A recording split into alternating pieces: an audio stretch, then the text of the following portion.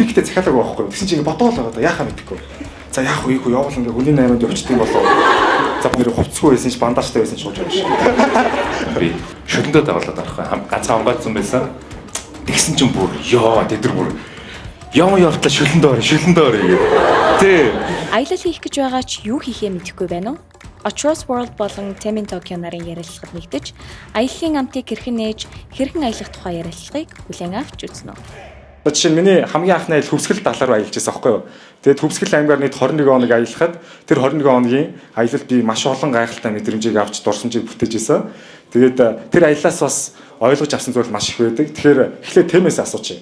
Хамгийн ихний аялал яг ямар байв те? Хаашаа аль улс руу аялжээ? Яагаад аялах болсон? Тэгээд аяллаа дараах тем, аяллаа өмнөх темийг гоё ингээд харьцуулаад нь гоё. Аяллаас ойлгож авсан зүйл байна.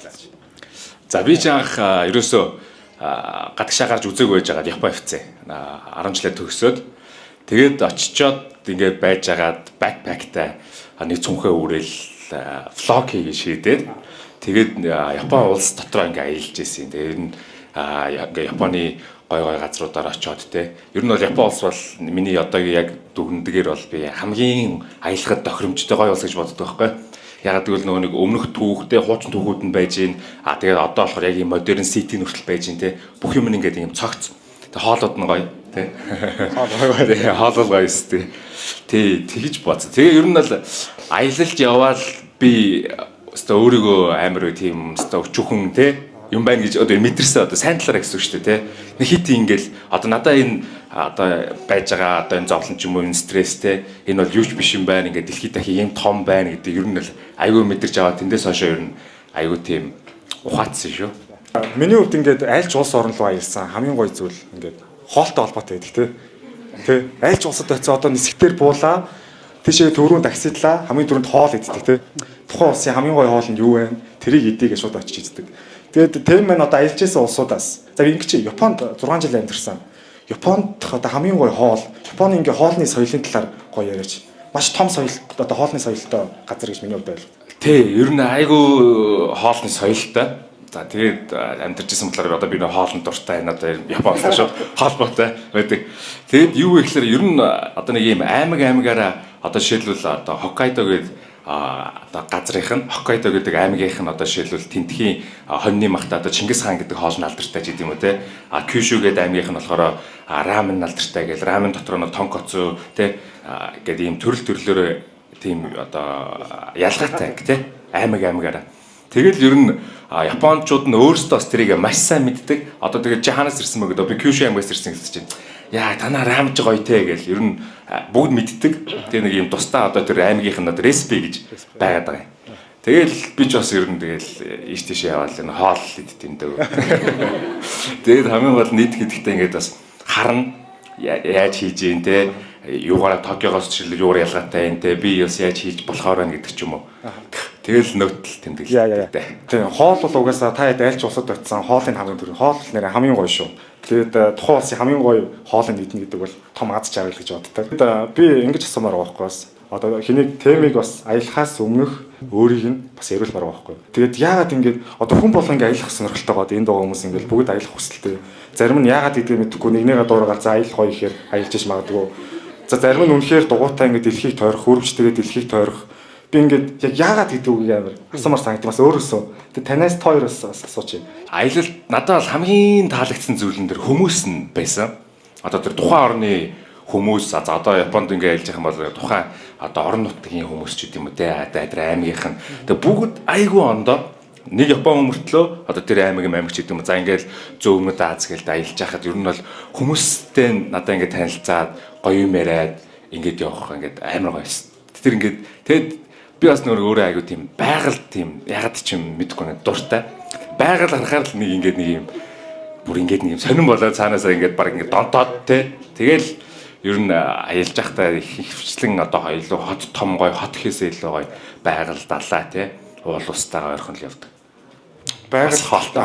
Яа байгаль үнэхээр гоё. Одоо би аялахыг хүсдэг газрууд гэвэл ихлэ байгалыг хардаг байхгүй. Хамгийн гоё байгальтай газрууд мөнх цас дуулууд яг тэр тэнд очихоор би ингээд өөрийгөө ямар өчүүхэн амтан бэ тий миний асуудал бидний оршихуу ямар өчүүхэн амтан байсан бэ гэдэг мэдэрдэг байхгүй. Байгаль миний хувьд ингээд шүтэн шахуу ингээд тий байгалыг би ингээд уул хараад вау ингээд юу ч бодогддог байхгүй. Тиймээс байгалийн талаар ингээд байгалыг анх хараад вау энэ яг ямар өчөөх юм бэ гэсэн мэдрэмж авч ирсэн. Тийм ямар улс ямар байгаль юм гайхаж ирсэн. Тий. Би тэгээд ингэж боддог байсан байхгүй. Ерөөсөө аялж үзег байхдаа Монгол улсыг одоо хамгийн гоё байгальтай гэж яагаад ч нэг телевизээр те Монгол хамгийн гоё ингэ тэр. Гэхдээ Монгол мэдээж гоё хамгийн гоё те бас гэхдээ бас гоё улсууд байгаа байхгүй те. Одоо жишээлбэл би ингээл Индонезийн Балигийн бүр тэр бас яг арайч үйлрөөс таавал те ингээд хараад авах нь тийм газар очиж ирсэн те. Тэгэд ингээд амар том хавцалтай тэгэл далаа ингээл төрлөг мөрлөг орж ирэл. Тэгэл ягаад ч юм нэг юм хүн байгаль хоёр би холбоотой гэж би боддог байхгүй юу. Тэгээ ялцчгүй тэгж энерги авч явах хэрэгтэй ч гэдэг юм уу те. Ерөнхийдөө би тийм итгэдэг.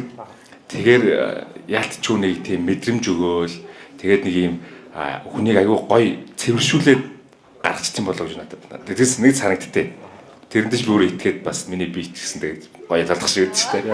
Гэхдээ Монголын байгаль бол үнэхээр гоё байгальтай шүү. Монгол. Би бол ингээд гадаадаас ирсэн аялагчдыг хаашаа авч явахыг хүсдэг вэ гэхээр Баян улгийн одоо Алтад том богдсон шүү дээ. Мөнх цас дуус өдрөө авчингуудаа тэр казак хүмүүс Монгол ардын хүмүүсийн ингээд амьдралын маягаар амьдруулад морь унуулад хөдөө аргал төлөвлүүлээд гал төлөвлүүлээд шүн түүдэг гал асааж мөнх цас дуулын бэлд хонуулаад тэгж явахыг хүсдэг байхгүй.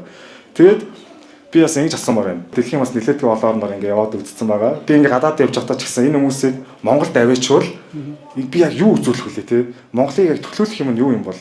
Ер нь хоолн дээр л тэдрэл ам нангаад юм дөө байцаалтал тэгэл. Манай нэг хоолны соёл маань өөрөө бас нэг бусад орнуудынхтай адилхан биш гэх юм уу. Нэлээ өрмөц соёлтой гэж боддог. Тэгээ би нэг удаа сая манай нэг Японоос хэд найзууд ирээд шүн ирсэн.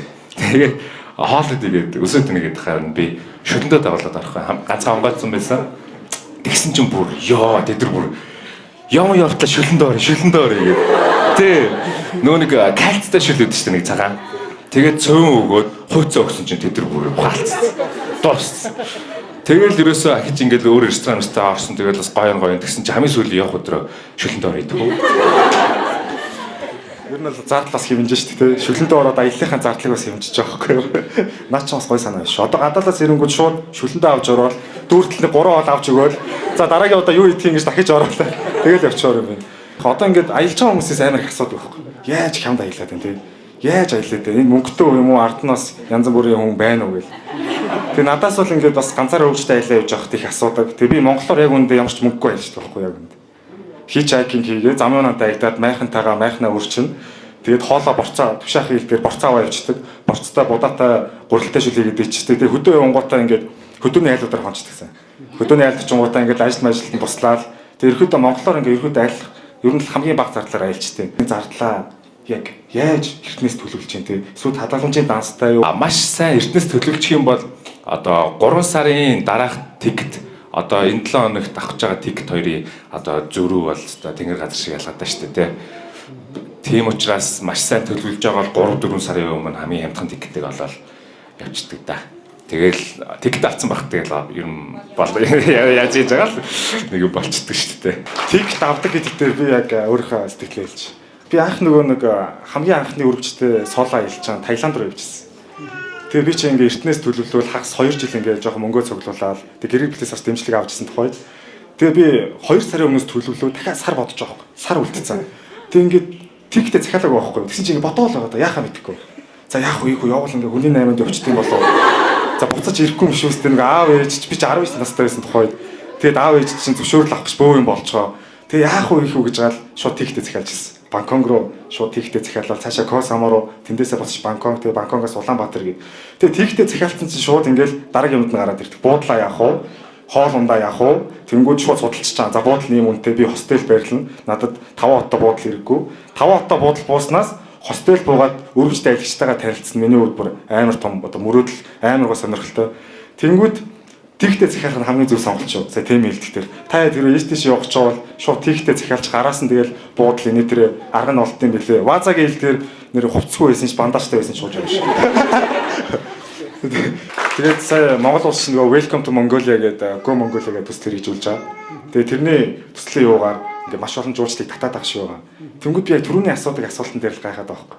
Яг ингээд Монголд одоо хэдүүлээ төсөөлөе заяа. За та хэд Монголыг мэдэхгүй заяа.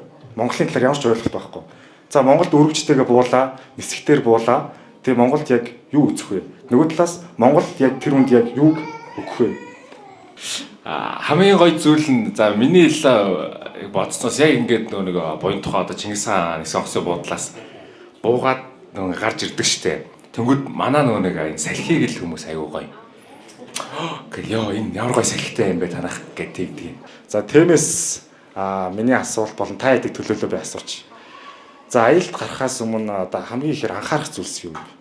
За юу гэхлээр ер нь бол маш хурдан шийдвэрлэх хэрэгтэй юм байлээ. Би бас ингээд за аялах уу яах уу те ингээд аялчихсан гэдэг гэхгүйгээр шууд ялж нислэгээ тийзээ аваад ч юу эсвэл Монгол орнороо ч хамаагүй те. Тэгээд хамгийн чухал нь одоо юу санагдсан бэ гэхлээр судалгаа хэрэгтэй юм байлээ.